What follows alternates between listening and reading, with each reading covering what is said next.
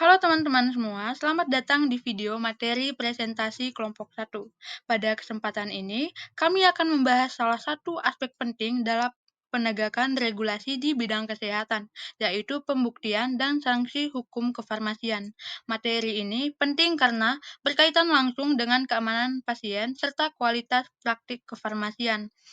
Dalam pemaparan materi kali ini, saya tidak sendiri, tetapi ada beberapa rekan saya. Yang pertama Aditya, kedua Yunani, ketiga Poppy, dan keempat saya sendiri Endang.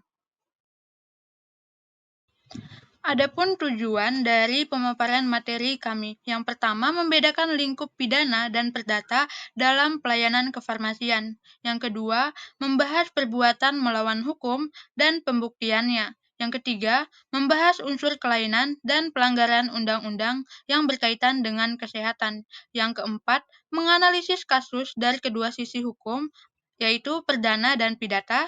Dan yang terakhir, melihat sanksi pidana, perdata, administrasi, dan profesi.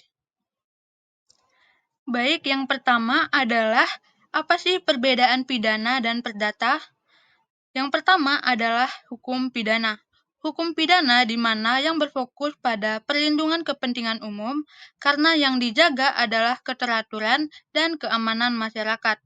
Hubungan hukumnya terjadi antara negara dan pelaku, sehingga prosesnya yang bersifat publik. Tujuan utama pidana adalah menghukum pelaku dan memberi efek yang jerah dengan dasar hukum berupa pelanggaran terhadap undang-undang seperti KUHP, Undang-Undang Kesehatan, atau Undang-Undang Perlindungan Konsumen. Penegakan hukumnya diinisiasi oleh polisi dan jaksa, dan bentuk sanksinya berupa penjara atau denda di mana denda masuk ke kas negara. Yang kedua adalah hukum pidana. Hukum pidana berfokus pada perlindungan kepentingan individu dan hubungannya antar individu atau pasien dengan nakes atau koperasi. Tujuan dari hukum pidana ini adalah pemulihan kerugian atau ganti rugi bagi korban. Dasar hukumnya adalah wanpertasi atau perbuatan melawan hukum. Proses diinisiasi oleh korban atau pasien melalui gugatan dan sanksi yang diberikan berupa ganti rugi materi maupun materi yang langsung diterima oleh korban.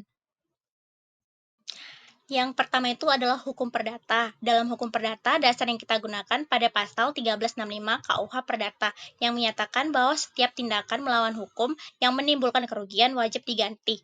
Untuk menuntut keganti rugian ini, korban harus membuktikan 4 unsur berikut. Yang pertama itu perbuatan melawan hukum atau disingkat dengan PMH, yaitu tindakan yang melanggar aturan, standar profesi, atau kepatutan. Contohnya nih, mengedarkan obat yang tidak sesuai standar keamanan. Kedua itu adalah korban harus benar-benar mengalami kerugian, baik material seperti biaya rumah sakit maupun secara imaterial seperti rasa sakit, kehilangan kenyamanan. Yang ketiga itu adalah hubungan kausal. Nah, ini harus terbukti bahwa kerugian tersebut disebabkan oleh tindakan melawan hukum tadi, tanpa hubungan sebab akibat ataupun tuntutan tidak bisa diproses. Nah, yang keempat itu adanya kesalahan. Nah, pelaku itu terbukti bersalah, baik karena sengaja atau disebut dengan dolus maupun karena lalai atau disebut dengan kulpa. Nah, kita masuk ke contoh kasus perdata. Terkait obat sirup beracun yang terjadi pada tahun 2022. Nah, dampak kasus dijelaskan bahwa ada 324 anak yang mengalami gagal ginjal akut dan 218 anak meninggal akibat mengonsumsi obat sirup yang ternyata mengandung bahan yang berbahaya, yaitu etilen glikol dan dietilen glikol. Nah, pihak yang bertanggung jawab seperti PT Avi Farma dan CV Samudra Chemical selaku produsen obat tersebut dinyatakan bersalah secara perdata dan diwajibkan untuk membayar ganti rugi sebesar 60 juta kepada pihak korban. Nah, kasus ini menunjukkan betapa pentingnya pengawasan produk farmasi untuk melindungi masyarakat serta mencegah kejadian serupa supaya tidak terulang lagi. Nah, kasus perdata ini disebut kasus perdata karena berfokus pada ganti rugi terhadap korban, bukan pada tindakan pidana. Unsur pidana dalam kasus kefarmasian ada 3 dasar hukum pidana yang terdapat dalam kasus kefarmasian. Yang pertama ada kelalaian KUHP tertulis pada pasal 359 dan pasal 360. Ini berlaku ketika suatu tindakan kelalaian menyebabkan kematian atau luka berat. Fokusnya pada pelanggaran standar profesi atau SOP. Yang kedua itu Undang-Undang Perlindungan Konsumen. Di sini pelaku usaha dilarang memproduksi atau memperdagangkan barang yang tidak sesuai standar dan membahayakan konsumen. Sanksinya bisa dipenjara atau didenda. Yang ketiga, itu ada Undang-Undang Kesehatan Nomor 17 Tahun 2023. Undang-undang ini memberikan sanksi pidana bagi yang memproduksi atau mengedarkan sediaan farmasi yang tidak memenuhi standar, tidak berizin, atau memakai bahan berbahaya seperti cemaran etilen glikol dan dietilen glikol. Oke, berikut kita masuk pada studi kasus pidana, yang dimana kasus ini membahas tentang pembongkaran gudang sediaan farmasi ilegal. Nah, kita masuk pada kronologi singkatnya, yaitu eh, BPOM dan Polri membongkar gudang ilegal. Nah, BPOM bersama Polda Metro Jaya melakukan penggerebekan di sebuah gedung Jakarta Barat. Gudang tersebut telah beroperasi selama 4 tahun, menunjukkan aktivitas ilegal yang berlangsung sistematis dan terorganisir. Terdapat 9.077 kemasan produk ilegal dengan nilai sebesar 2,74 miliar rupiah. Bagian ini menegaskan skala pelanggaran dan potensi membahayakan bagi masyarakat. Adapun beberapa temuan dan rincian barang yang didapatkan dari kronologi tersebut adalah 15 item obat tanpa izin edar, menunjukkan distribusi obat yang tidak melalui penilaian keamanan mutu.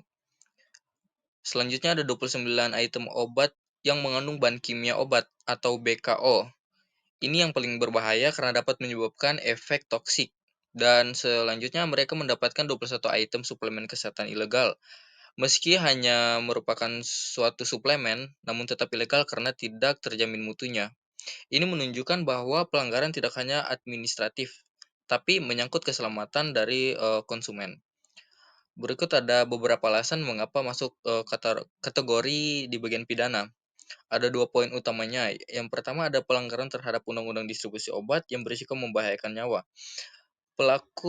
Yang kedua, pelaku melakukan aktivitas ini secara sadar dan sistematis, sehingga bukan sekedar pelanggaran administratif, tetapi tidak kriminal. Dari 2 poin ini menegaskan bahwa pidana dikenakan karena unsur kesengajaan dan potensi bahaya. Yang berikut ada beberapa pasal yang dilanggar menurut Undang-Undang Nomor 17 Tahun 2023 tentang kesehatan. Yang pertama pasal 108, yaitu tentang mewajibkan izin edar BPOM. Yang kedua, pasal 125, peredaran obat tanpa izin adalah tindak pidana. Pasal 138, yaitu tentang peredaran obat wajib memenuhi keamanan, mutu, dan manfaat. Bagian ini penting, yaitu untuk menentukan legal basis dari penetapan kasus sebagai pidana. Berikut ini kita akan membahas tentang jenis sanksi dalam pelayanan kefarmasian. Nah, satu perbuatan kelalaian dalam pelayanan kefarmasian dapat dikenai sanksi dan berbagai ranah hukum secara bersamaan atau kumulatif. Bagian ini dapat menjelaskan bahwa pelanggaran di dunia kefarmasian bisa dijerat lebih dari satu jenis sanksi, misalnya pidana, administratif, dan etika sekaligus. Nah, kita lihat pada tabelnya. Yang pertama, sanksi pidana, yaitu diberi sanksi pengadilan pidana. Bentuk sanksinya itu penjara untuk individu, denda untuk berporasi, yaitu untuk menekan bahwa jika pelanggaran membahayakan nyawa, konsekuensinya adalah kehilangan kebebasan. Yang berikut adalah sanksi pidana perdata. Dapat sanksinya itu adalah pengadilan perdata. Bentuk sanksinya itu ganti rugi material dan imaterial, yaitu relevan dengan kasus sirup obat beracun atau bisa dibilang penggantian kerugian pada korban. Selanjutnya sanksi administrasi, yaitu memberi sanksinya yaitu Kemenkes atau BPOM. Bentuk sanksinya itu pencabutan izin edar atau pembekuan izin atau penutupan pabrik atau apotek. Nah, ini cocok untuk pelanggaran izin edar dan distribusi tidak sesuai ketentuan. Dan yang terakhir itu sanksi profesi atau etik, yang dimana yang diberikan sanksi adalah Organisasi Profesi atau Ikatan Apoteker Indonesia atau MEDAI, yaitu bentuk sanksinya peringatan, skorsis, pencabutan sertifikat kompetensi, pencabutan SIPA. Nah, ini bertujuan untuk menegaskan bahwa tenaga kefarmasian juga bertanggung jawab secara etik, bukan hanya secara hukum. Nah, teman-teman, dari materi yang kami paparkan, kami menyimpulkan bahwa perbedaan utama antara hukum pidana dan perdata terletak pada tujuan dan fokus perlindungannya. Hukuman pidana bertujuan menjaga kepentingan umum dengan memberikan sanksi kepada pelaku sebagai bentuk penegakan hukum oleh negara. Nah, sebaliknya, hukum perdata berfokus pada pemulihan kerugian individu, di mana korban harus membuktikan adanya perbuatan melawan hukum, kerugian, hubungan kausal, serta kesalahan pelaku. Dalam bidang kefarmasian, pelanggaran seperti memproduksi atau mengedarkan obat yang tidak memenuhi standar, tidak berizin, atau menggunakan bahan berbahaya dapat menimbulkan tanggung jawab perdata maupun pidana. Aturan yang digunakan meliputi KUHP, Undang-Undang Perlindungan Konsumen, dan Undang-Undang Kesehatan. Nah, secara keseluruhannya, pelanggaran di sektor kefarmasian membawa konsekuensi serius karena menyangkut keselamatan masyarakat dan perlindungan konsumen. Nah, teman-teman, berikut ini beberapa sumber literatur yang telah kami ambil untuk melengkapi materi yang telah kami paparkan. Untuk itu, saya mewakili kelompok 1. Terima kasih telah menyimak materi yang telah kami sampaikan. Semoga materi yang telah kami sampaikan dapat berguna bagi teman-teman. Terima kasih.